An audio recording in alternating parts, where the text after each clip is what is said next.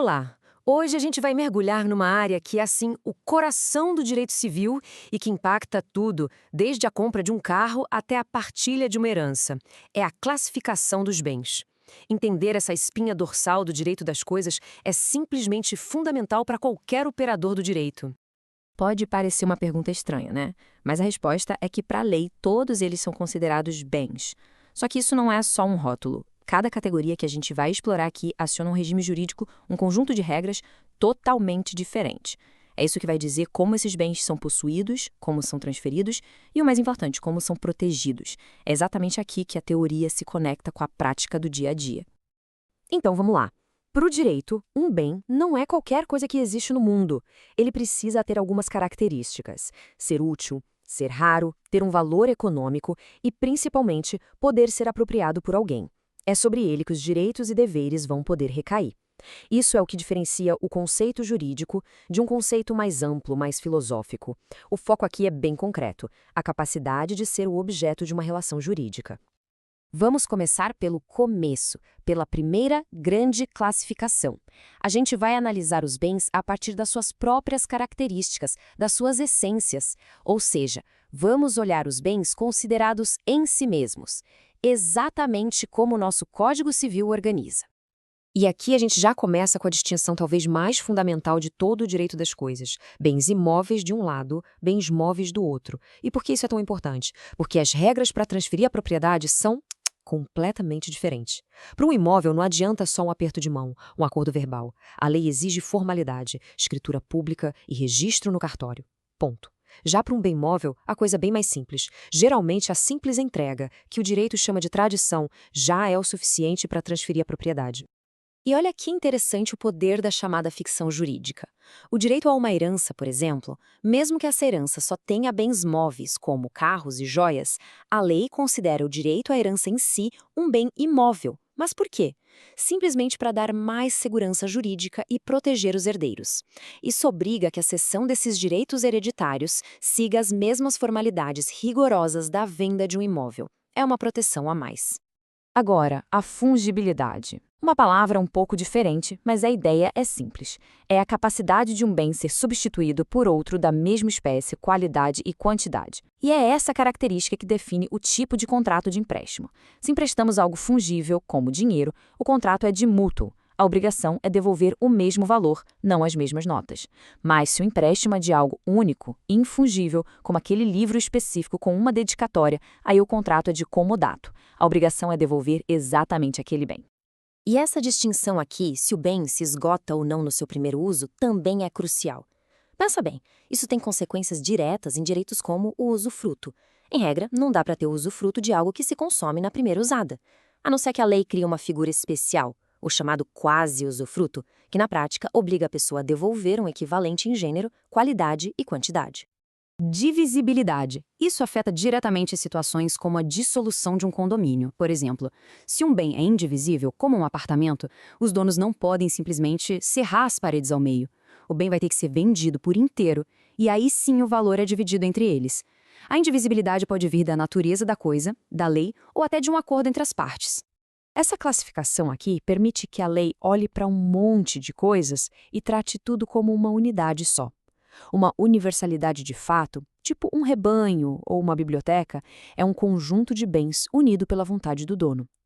Já uma universalidade de direito, como uma herança ou uma massa falida, é mais complexa. É um conjunto de relações jurídicas com ativos e passivos que a própria lei define como um todo. Tratar esse conjunto como uma coisa só facilita e muito as negociações. Bom, agora que a gente já passou por essas 5 classificações dos bens em si mesmos, vamos dar uma consolidada em tudo isso. Que tal uma tabela de referência rápida? É bom para organizar as ideias antes da gente avançar para a relação entre os bens.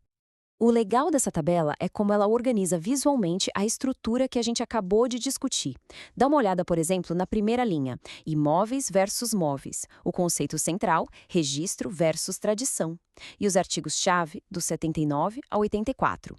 É uma ferramenta de estudo fantástica para revisar e conectar os conceitos com a base legal lá no Código Civil. Ok, com essa base sólida, agora sim a gente pode ir para a segunda grande classificação, os bens reciprocamente considerados. Aqui o foco muda. Não é mais do bem isolado, mas sim como os bens se relacionam uns com os outros. E toda essa relação é governada por um princípio jurídico fundamental.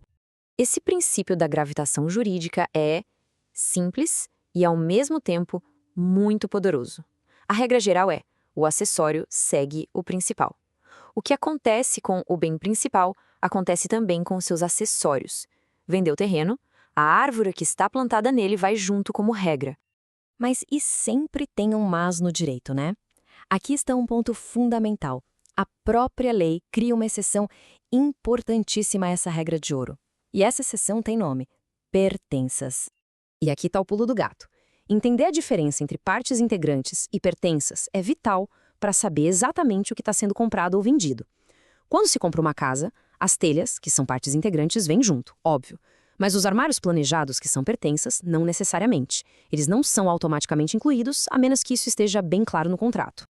E ainda temos outras classes de acessórios que determinam direitos muito importantes. A diferença entre frutos, que são renováveis como um aluguel, e produtos que esgotam o bem principal como o minério é crucial.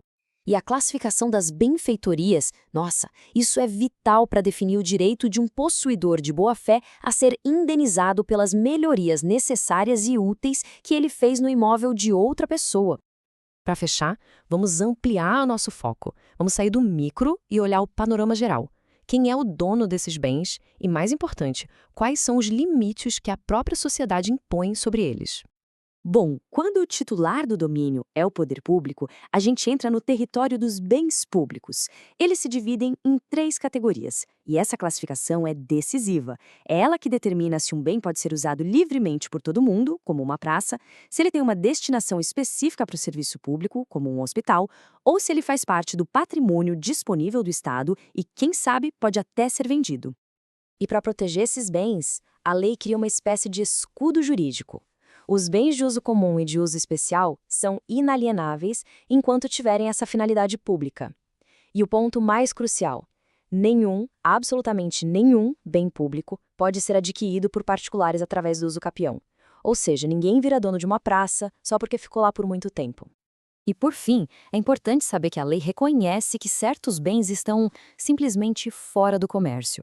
Seja pela sua própria natureza, como o ar que a gente respira, ou por uma imposição da lei para proteger valores maiores, como os órgãos humanos. Ou ainda pela vontade de um particular que, num testamento, coloca uma cláusula de inalienabilidade.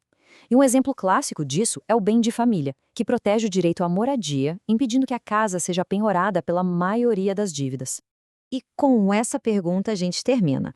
Porque fica claro que essas classificações não são só uma fotografia da realidade.